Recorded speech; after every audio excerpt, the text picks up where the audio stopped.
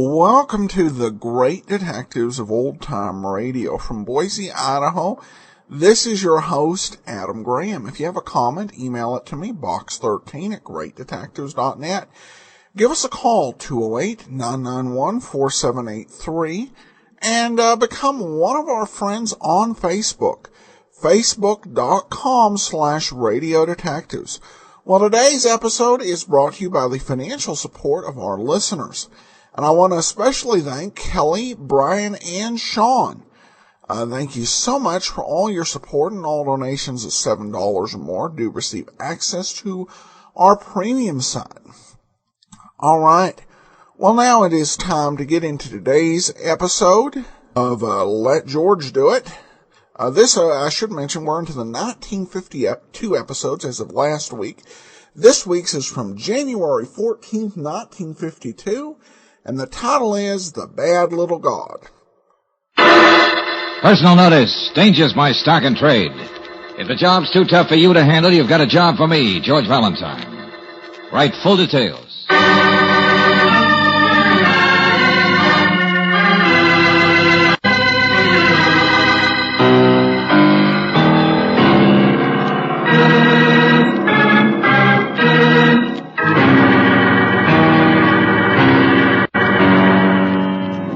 Standard Oil Company of California invites you to Let George Do It.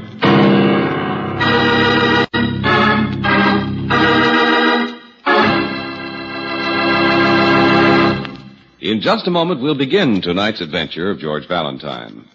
You know you are right with new RPM motor oil in your car, because new RPM doubles engine life, the time between major overhauls due to lubrication. Yes, compared with premium-type motor oils, as designated by the American Petroleum Institute, new RPM motor oil doubles engine life. So get new RPM for your car at independent Chevron gas stations or standard stations where they say and mean, we take better care of your car.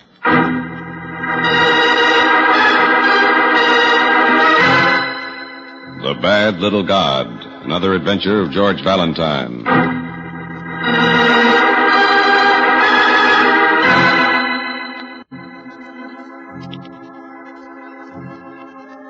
Dear Mr. Valentine, last week I acquired for my Oriental art collection an object of quite some value. This week it appears that the item is bringing me nothing but unpleasantness. From several anonymous sources I've received mysterious messages, running all the way from offers to threats. I feel that if I'm to cope with this situation, I'll need your help. To put it bluntly, Mr. Valentine, I wish to continue ownership of this objet d'art and at the same time continue to live. I would appreciate it if you would call on me at the above address at your earliest convenience. Signed, Cornelius Latham.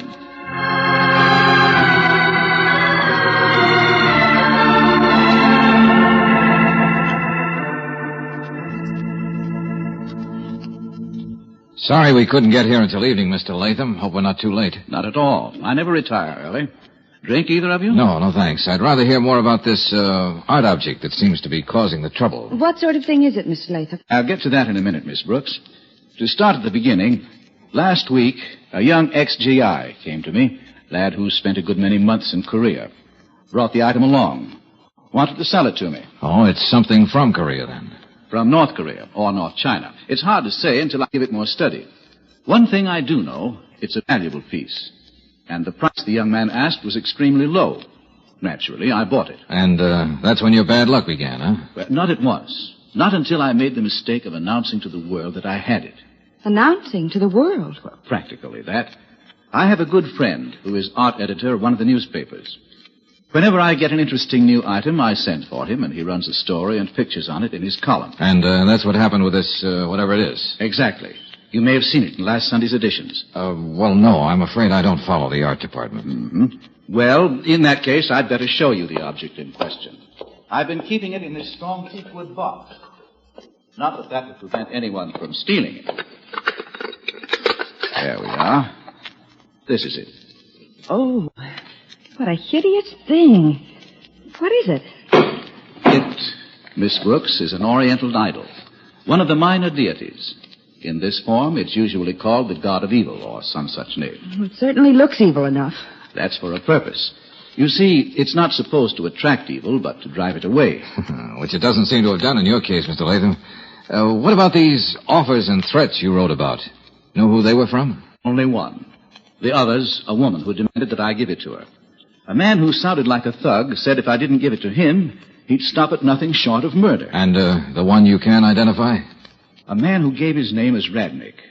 Represented himself as an art dealer. Well, I've never heard of him. Same story from him, huh? Not quite. He merely insisted that I sell it to him. When I refused, he said he had positive information that the idol was smuggled into this country, and if I didn't sell it to him, he'd report me to the authorities. Mm-hmm. Then I gather what you want me to do is track down this man who says he's an art dealer, find out if he's right about the smuggling, and if the others are in cahoots with him, right? Partly that, Mr. Valentine. I also want you to take the idol, find a safe place for it, until you get the necessary information. If it is smuggled, I'll be happy to make it right with customs. If not... Yeah, I see your point. All right, Mr. Latham. Give me the idol and the address of your art dealer, and I'll report back to you as soon as possible. Good. I hoped you'd do it. George, you mean we have to take that hideous thing with us? Yeah, that's right, Angel. Don't worry. This little fellow is supposed to drive away evil.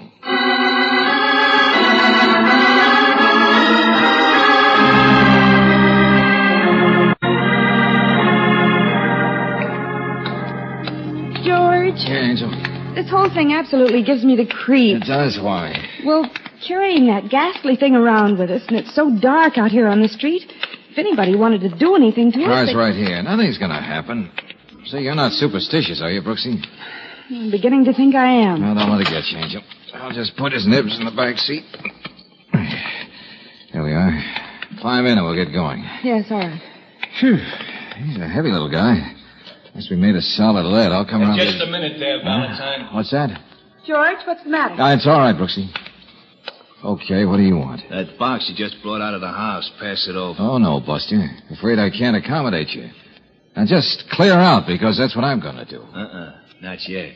Or maybe you need a little persuasion. Get away from that car. You'll get nothing. That's what you think.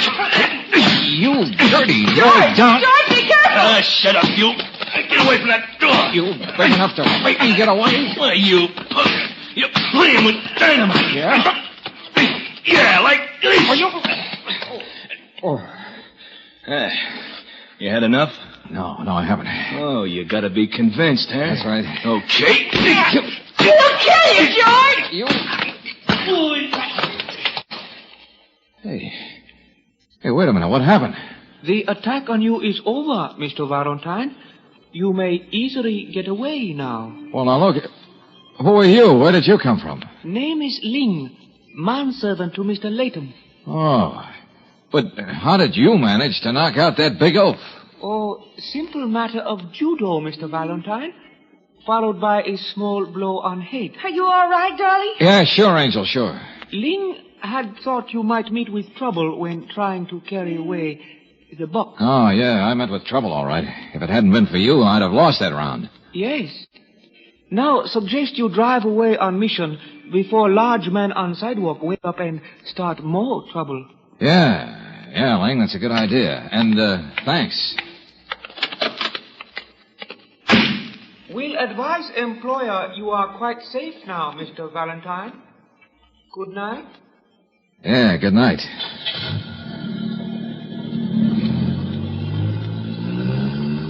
George, I knew something bad would happen. Well, it didn't, Angel, thanks to that houseboy. Now what are you going to do? Certainly we're not going to drive around with that awful thing in the back of the car all night. Just long enough to get down to the Union Station. Station? Why in the world are we going there? To deposit our precious cargo in one of those lockers they have there. 2 bits for a day's storage and take the key. Oh, well, at least I'll be glad to get rid of that thing. Then I'll drop you off at your apartment. Go home to mine. And we'll take up where we left off later.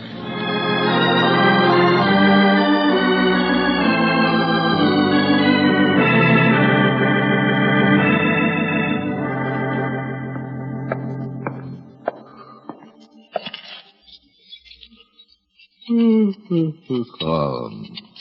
gotta get some sleep here. Mr. Valentine, Oh, go away. Well, where did you pop from? I have to talk to you, Mr. Valentine. It's very important. Now, that would be very pleasant, but I have an office, you know. Keep pretty regular May I hours. come in, please? I don't want to talk here in the hallway. Well, I guess we can skip the proprieties for once. Just a second, I'll get the light. Here we are. Step in, Miss... Bartlett. Joan Bartlett. Mm-hmm. Nice knowing you. What's on your mind? Mr. Valentine, I know you took an idol from Mr. Latham's apartment. Idol? What idol? Don't be funny. You know what I mean. Suppose I do. I want it. I have to have it, Mr. Valentine. My, for a wry-faced little god, he seems to be getting a lot of attention tonight. Just, why do you want it? I can't tell you. Not that that makes much difference. You wouldn't get it anyway, because you see, I don't have it. You're lying. No, it happens to be the truth. I don't believe you. You have the idol. And you're going to give it to me. Uh-huh.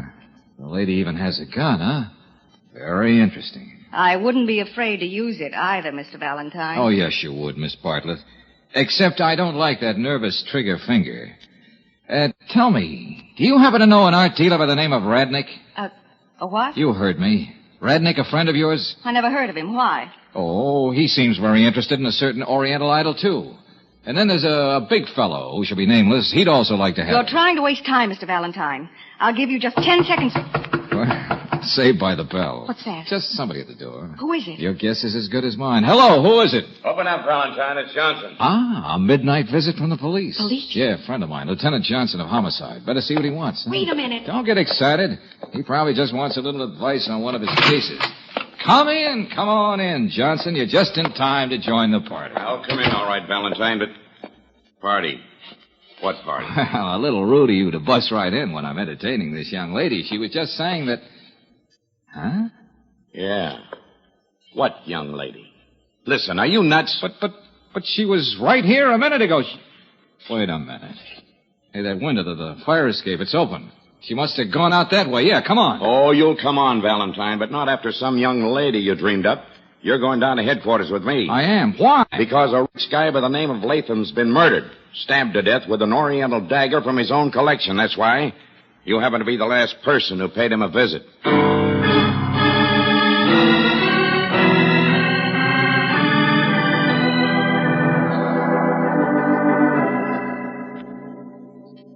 So, there you are, Johnson. That's the whole story. Yeah, and what a story. Well, now, look, you certainly don't think I killed Latham, do you? I don't want to think so, Valentine, but the facts don't look too good, do they? What do you mean by that? You're the last person who was known to have visited Latham. You admit being in possession of some kind of an idol that belonged to him? Now, wait a minute. There's somebody who can swear I didn't kill him. Yeah, who? Latham's houseboy, an Oriental by the name of Ling. I told you he saved me from that thug. I know. They're questioning Ling down the hall right now. Well, don't you see, Johnson? Ling knew I was taking the idol with me. Now, he wouldn't have killed his master for it. He followed me down to the street and fought off the guy who was trying to get it. Well? Well, he knows that Latham was all right when we left him.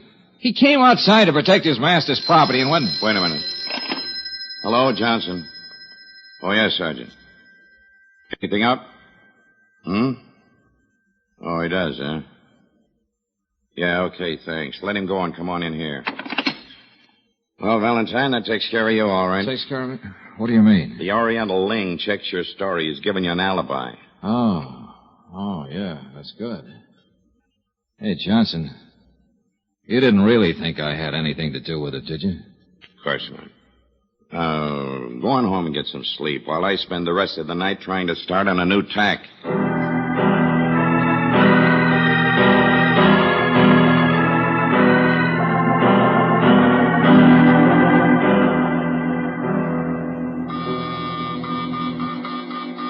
Oh, no. No, what do you want? Now, who's that? Wait a minute. Yeah, what do you... Mr. Valentine, Ling, what in the devil are you doing up at this time of night? you will ask me to come in, please? Huh? Oh, well, yeah, sure. I just got home. I know. I was waiting for you. Oh, brother, I'm beginning to think I'd better transact all my business from my apartment here. What's on your mind? It is about the idol. Oh, yeah? Say, I forgot to thank you for giving me an alibi in Mr. Latham's murder. I did not come for thanks, Mr. Valentine. Only for the idol. The idol? But, I don't have it here, Ling. There is no need to hide the fact from Ling, sir. I must have the idol. You too, huh? Why? I cannot say. Well, look, Buster, you'd better say, or I'll begin to think you killed Latham yourself. I did not kill him, no. Where is the idol, Mr. Oh, Valentine? now look, it isn't here, I tell you. Now, come on, get out of my apartment before I call the police and have you thrown out. Thrown out? Oh, I do not think so. You remember the big man who attacked you? Yeah, sure. Now, will you please... He was much larger than you. So what must happen to you will be quite easy. Hey, what's the idea? One should always know how to defend himself against judo. Sleep well, Mr. Valentine.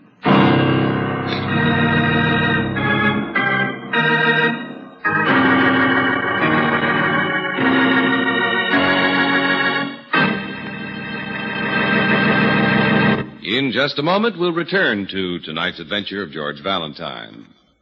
Cold weather makes most car owners battery conscious. That's why I'd like to pass along a few tips on battery care at this time. Battery terminal cables should be kept clean and tight, and worn, defective cables replaced. Be sure the battery is bolted securely in its carrier. Water should be added as required. It stands to reason that good care means better service from your battery, old or new. So why not let the car saver at your standard station or independent Chevron gas station take over? He'll give your battery a cell-by-cell checkup, add water if needed, clean the terminals, and coat them with a corrosion resistant. And he'll test your battery to be sure it's capable of delivering dependable starting. And say, if a new battery is what you need, be sure to ask your car saver about the many exclusive features of the Atlas battery. Atlas batteries are built for rugged power, and they're backed by a written warranty that's honored by more than 38,000 Atlas dealers in the United States and Canada. So for complete car saver battery care or a new dependable Atlas battery, be sure to stop in soon at your independent Chevron gas station or standard station, where they say and mean, we take better care of your car.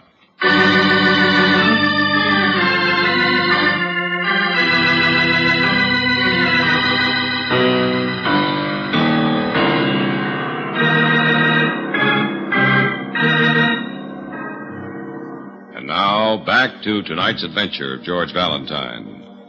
You're hired by a wealthy art collector whose recent purchase of a gruesome Oriental idol has brought him a series of mysterious and threatening messages. You agree to keep the idol and track the threats back to their source. So far, you've found at least 3 people who are trying to get possession of it, and you wound up a hard night unconscious on the floor of your own apartment. So if your name is George Valentine, you're still sleeping off the experience at 9:30 in the morning when...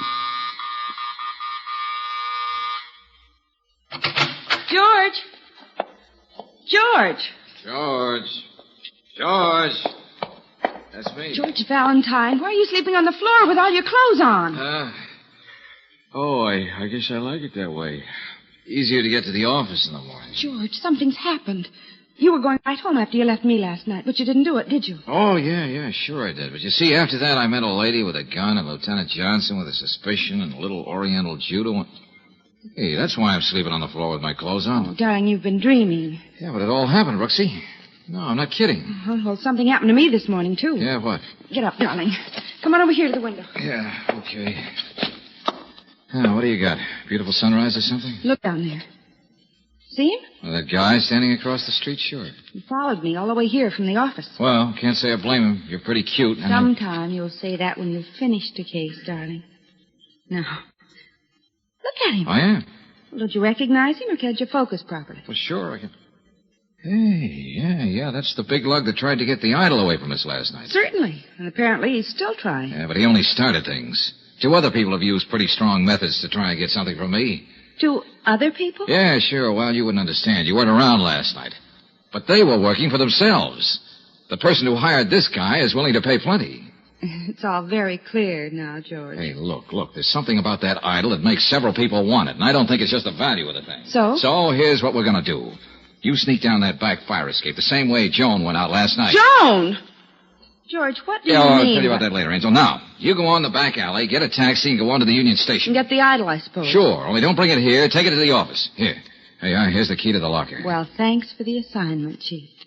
Now, what about you? I'm going to lead that character across the street on a wild goose chase and lose him. Then I'm going to call on a guy by the name of Radnick. Well, the art dealer who wanted to buy the idol? That's right. Meet you back at the office in an hour.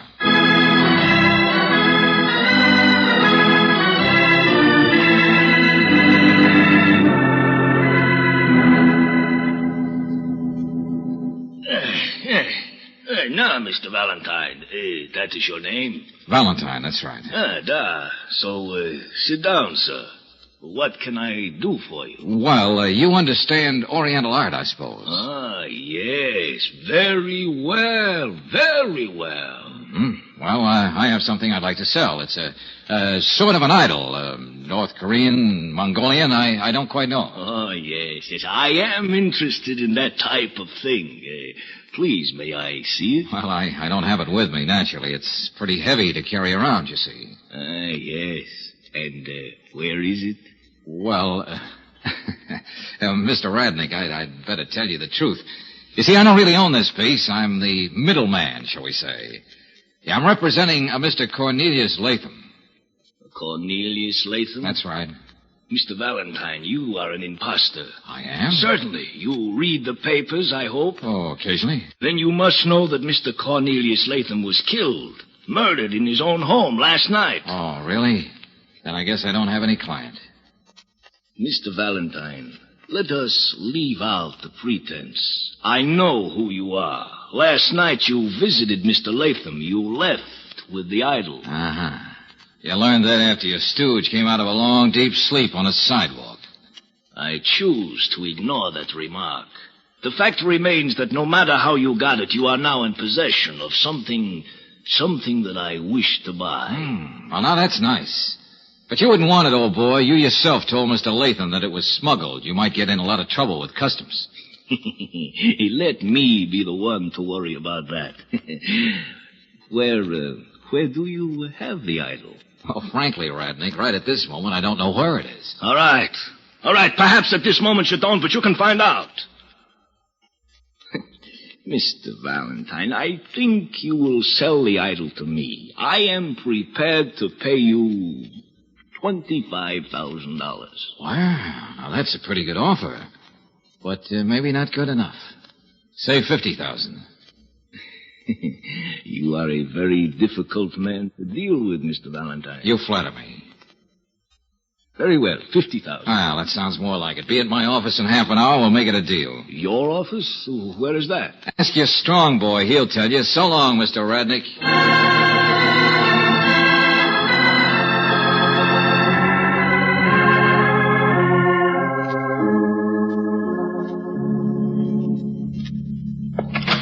Brooksy, hey, Brooksy, did you get... Oh. Hello, Mr. Valentine. Oh, yeah. Let me see now. Miss Joan Bartlett, that right? That's right. Uh-huh. Where's Miss Brooks? Who's Miss Brooks? Oh, that's right. She wasn't around when you paid me a little call last night, was she? I'm sorry about the way I acted, Mr. Valentine. Mm-hmm. But not sorry enough to leave your gun home this time, I suppose. I did. I'm not carrying it. Oh? Well, listen, Miss Bartlett, are you quite sure there wasn't anyone here in the office when you came in? Nobody. The door was locked, so I decided I'd sit down and wait for you. Oh, that's real sociable. Well, I'm glad you came anyway. Might liven up the bidding a little. Bidding? What do you mean by that? Well, obviously you're still trying to get the idol. Obviously. I'm expecting another person who wants it. He ought to be here in a few minutes now. Mr. Valentine, you can't let anyone else get that idol. As a matter of fact, this gentleman has already offered $50,000 for it. It isn't a matter of money. Oh, no? A matter of sentiment, I suppose. A matter of human life. Mr. Valentine, my brother was with the OSS in Korea and Red China. Go on. His job was to track down Red war secrets and supply dispositions. He knew he'd be taken prisoner himself eventually, so he found a way to keep his documents safe and get them back here. Inside the idol, sure. But how do you know it's the same idol? He arranged to have it brought back and delivered to Mr. Latham. He even described it to me. Yeah, Brooks. Oh, this thing's so heavy, I almost... That's all right, Angel. This is the Joan I told you about. Oh, it is? Yeah. Now let's have a look at this thing fast before my friend Radnick gets here. But that's the one, Mr. Valentine. That's the way my brother described the idol exactly. Okay, must be some way to get into the bottom of this thing. If I had a knife or something. Here, George, this letter open. Oh, yeah, that ought to do it. Good. I'll give it a try. I still don't see what this is all about, George. Neither do I, yet. There, that's got it. It is hollow, you see? Uh-huh. But just how your brother could get enough information into it to... just one piece of paper. Just one? Yeah, and it says... The former chief of Red Activities has gone to the United States as an enemy agent. He will stop at nothing to get the enclosed documents. He is a man of Slavic extraction who may use the name Kinov, short and dark, with a large brown birthmark on his right wrist. See that he does not get these documents at any cost. George, where are the documents? Nothing else inside this thing. That's strange. Maybe somebody else beat us to it. Let's see. But if somebody got it first, why would they leave that note? Well, Mr. Valentine, I see you have the idol all ready to deliver. That is very good. Well, not quite, Radnick. There are a few little details to settle first. I think not. Yes, indeed. This is just the piece I have been wanting. Like to look at it a little more closely, Radnick? Well, certainly. Let me have it. There you are. Thank you. Hey, what are you doing? Why are you holding my wrist? Yeah, I might have guessed it. George. Yeah, look at that, Brooks. See, large brown birthmark on right wrist. That makes pretty good identification, doesn't it, Kinnoff? You stupid peach. I don't think you'll argue the point when you're looking at a gun, will you, Kinnoff? Perhaps I will. You are not very smart, Valentine. George, stop Hey, you leave her alone. Oh, no, my friend. The young lady makes a very fine shield. In order to shoot me, you would have to shoot her, too. Now, just drop the gun on the floor. All right, Kinnoff, you win. Mr. Valentine, he'll get the idol. You can't Of let course I will get the idol, and all that is in it. I am quite capable of using your gun, Valentine. Ling! You will not reach for that gun, please. Hey, Ling, Why, what are you going You foolish little Oriental, what are you... He's gonna get it, George! No, he is not. to... That should calm the gentleman for a while. Yeah, I'll say. And it should get us right out of the frying pan into the fire. Ling, it was wonderful you came just in time. He's the man. Hey, wait a minute, will you please? You know this Ling character? Of course. It was his family that owned the idol. He was helping me to get it. Well, I'll be darned. Well, that sort of washes up the whole thing, doesn't it? No, except one thing, George. Yeah, what's that, Angel? You still haven't got the documents that were supposed to be in that thing. I think we have, Brooksy. Well, then where are they? Give me a few seconds and a good strong magnifying glass, and I'll show you.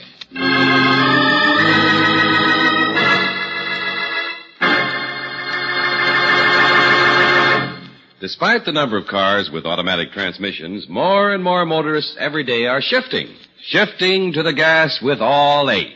For Chevron Supreme gasoline gives you not 1, not 2, but all 8 high-performance qualities in the proper balance. Starting, warm-up, acceleration, anti-knock, vapor lock prevention, mileage, power, and area blending. For top all-around performance, try a tank full in your car. Shift to Chevron Supreme at standard stations or independent Chevron gas stations, where they say and mean, we take better care of your car.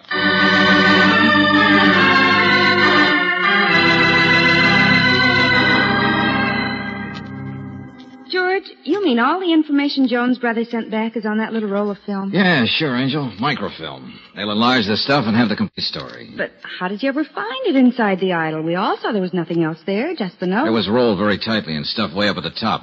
It fell out when I banged the thing on the desk. I really should have let Kinnoff take the idol after that. Oh, yeah, except that he would have been able to get away. Yeah. The FBI boys seem quite happy to have him in custody. Say, Brooksy. Yes, George? You know, I think we ought to keep this idol as a souvenir. It doesn't look nearly as ugly as I thought. Oh, that would be nice, darling. I think we should. I think so. It looks very nice. Mm-hmm. In a little house. And we'll put it over a big fireplace. Yeah, Angel, I think I see what you mean.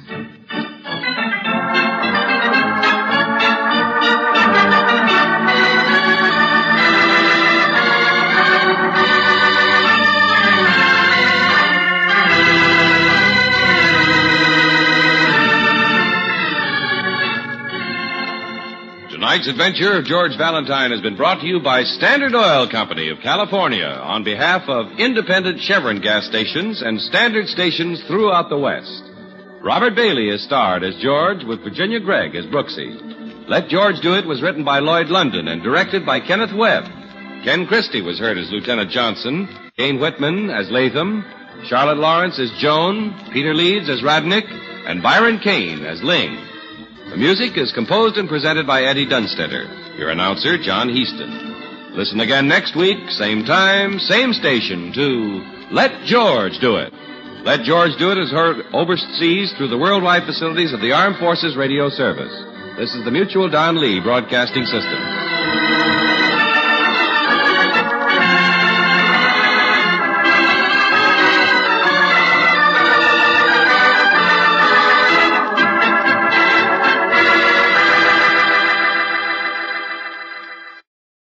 Welcome back. Well, in another one of these Cold War stories, again, written by Lloyd London. And a couple thoughts on this.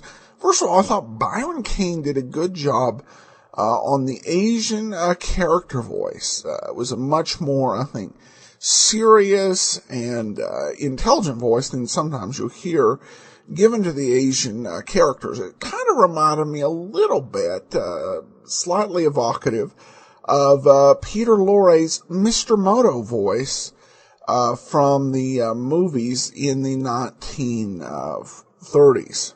The one big plot hole, I think, in this whole thing is that the woman and the Chinese servant basically created all the mystery in this story by not communicating what was going on, either as they were dealing with the original owner or as they were dealing with George. If you can get past that, though, I thought it was a pretty good episode. Well, we turn now to listener comments and feedback. Christine said, I just listened to Stolen Goods and heard you say near the end of the podcast in these last few episodes and realized that Let George Do It is coming to an end. Though you may have said it before, it hasn't sunk in till now. I started listening to your podcast just over 1.5 years ago, and George was one of the first episodes that I listened to. Although it hasn't been my favorite, that's reserved for Johnny Dollar, the Abbotts, and Nero Wolfe. It's been a great show and a dependable staple of the podcast. I'll be sad to see it go, but I'm sure that you'll replace it with something just as good because you rock. Have a wonderful day, Christine. Well, thanks so much, Christine. And Let George Do It ended up in its place in the podcast first because there were so many episodes of it out there. And so we could kind of have, like you said, a reliable staple. You know, it will have been with us by the time we're done. And we're still a ways away. I think we'll actually finish up Dragnet before we run out of episodes of Let George Do It. It will have been with us for a little more than 3.5 years. So that gives some stability, and I've always tried to kind of build the lineup on a combination of stability and change, most of the change coming on Mondays and Tuesdays. And this is a great show for that. And after we get through the 5-part Johnny Dollars, the next 2 shows I have tagged for that Wednesday anchor in our spot have both received a lot of demands and interest. And so I think that when they are implemented, they'll have some spike in Wednesday listening. But this has just been a great show to be able to introduce people to because it doesn't get the credit it deserves. So that'll do it for today. We'll be back tomorrow with Sherlock Holmes, and then join us next week for another episode of Let George Do It. In the meanwhile, send your comments to box13 at greatdetectives.net. Follow us on Twitter at Radio Detectives and call us 208-991-4783. From Boise, Idaho, this is your host, Adam Graham, signing off.